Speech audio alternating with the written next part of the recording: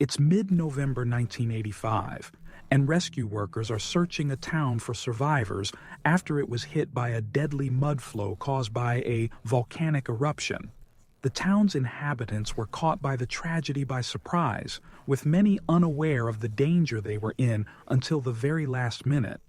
Bizarrely, the nearby volcanic eruption had been predicted, and government officials knew of the town's potential for being wiped off the map. However, information to the people was sparse, and evacuation was a bit of an afterthought. As bodies are recovered and the true loss of life is calculated quickly, it becomes apparent that November 13, 1985, will go down in history as the second deadliest volcanic eruption of the 20th century. Today, I'm looking at the Armero, Colombia tragedy. Welcome to my channel, Documentology, Colombia's White City. Our story starts in the town of Armero, built upon an alluvial fan. The settlement, over its history, was a hub of significant portions of the country's rice and cotton production. That's why it's called the White City. I know you thought I was going to mention something a little bit more illicit. The town owes its agricultural prosperity to the Nevado del Ruiz volcano that sits above it, as previous eruptions had made the soil fertile. The town was also not a stranger to volcanic activity, with two disasters occurring in 1595 and 1845, where the main cause of destruction was from lahars. Lahars are violent mud or debris flows consisting of a slurry of pyroclastic material, mud, and water. These things are deadly and usually follow the flow of a river. Anyhow, after the disaster in 1845, the volcano would erupt again some 71 years later in 1916.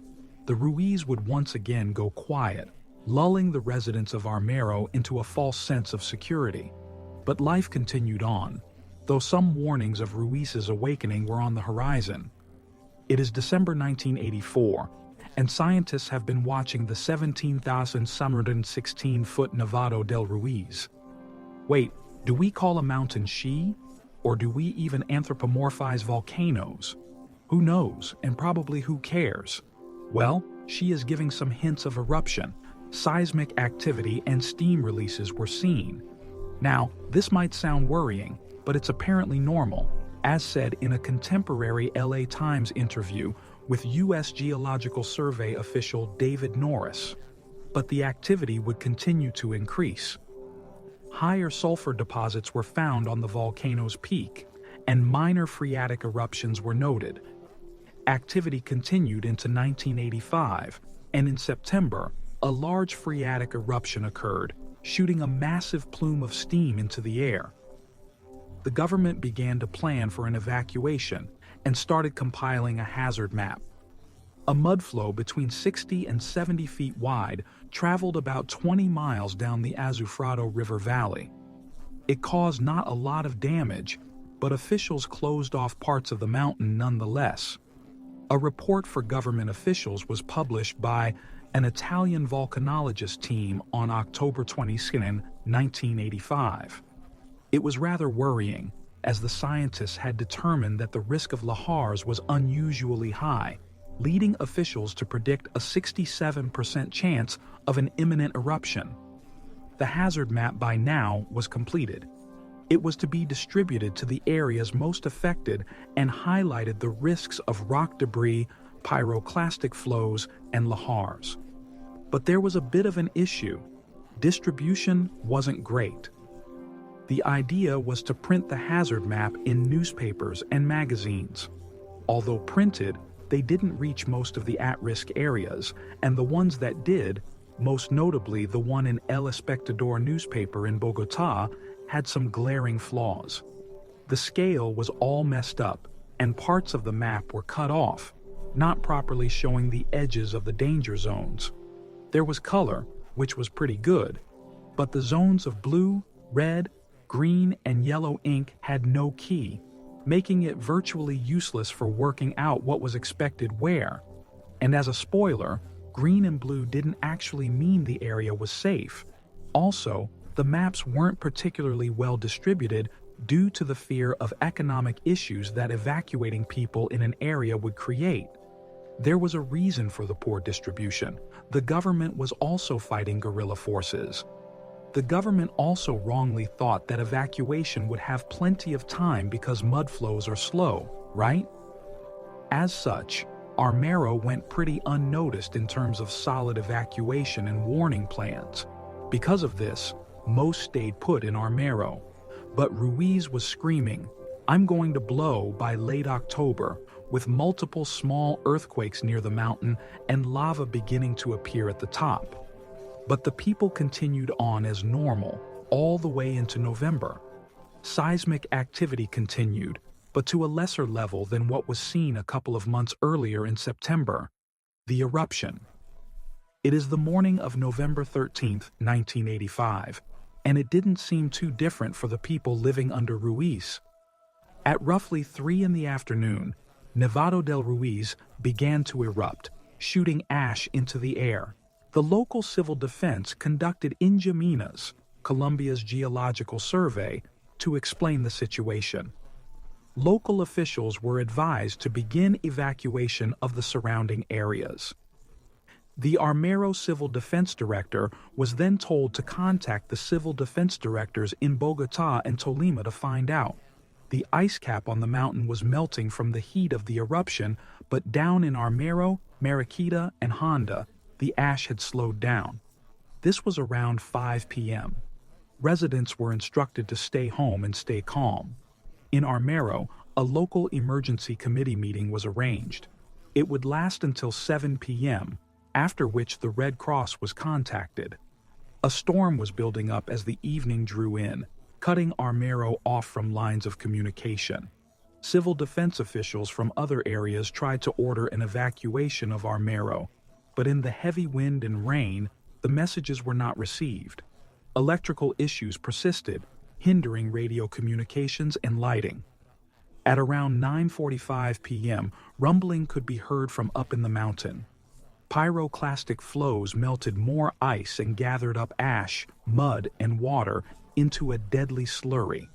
It began to run down the sides of the top of the volcano, destroying volcanic lakes consisting of salty water, which in turn melted even more snow and ice. The overflow of mud and material rumbled down the mountain's 11 flank valleys at speeds of up to 35 kilometers an hour. The lahars engulfed Chinchina, killing an estimated 1,000 people. But the worst was yet to come. The mudflow was speeding down the slopes to Armero, reaching speeds up to 50 kilometers an hour. The town was hit by lahars at approximately 11:30 p.m. Many residents were still inside, obeying the orders from earlier on in the evening.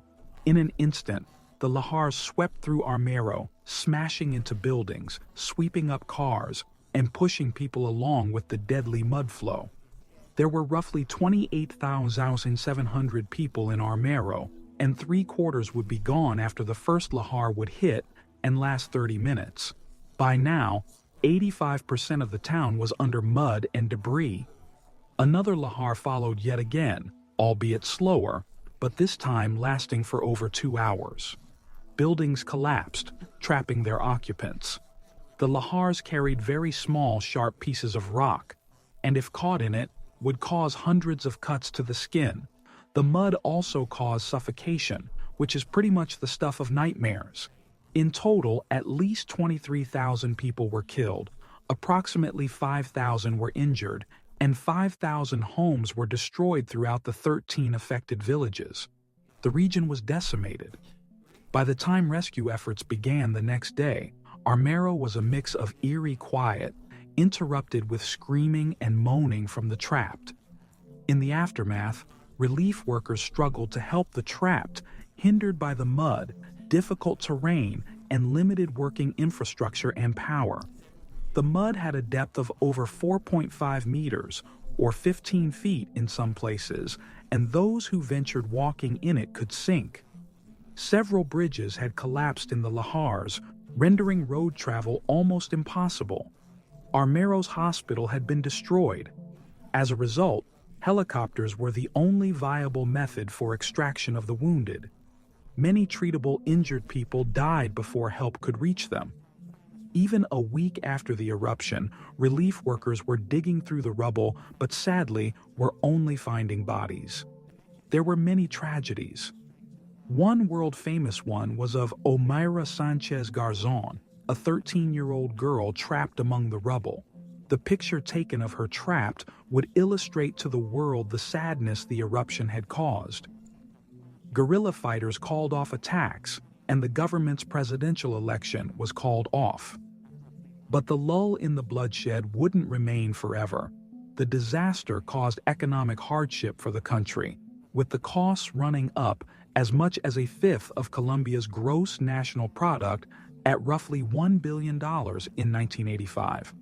It then generated a lot of anger towards the government, with many blaming them more than the volcano. I mean, it's understandable. Local officials had on multiple occasions tried to warn their higher-ups of issues with lack of proper evacuation plans. So, Armero wouldn't be rebuilt. The surviving residents were moved to Guayabal and Lerida, leaving the remains of what would be a ghost town. Nevado del Ruiz is still a risk to some 500,000 people in the region, meaning Armero may repeat itself in the future.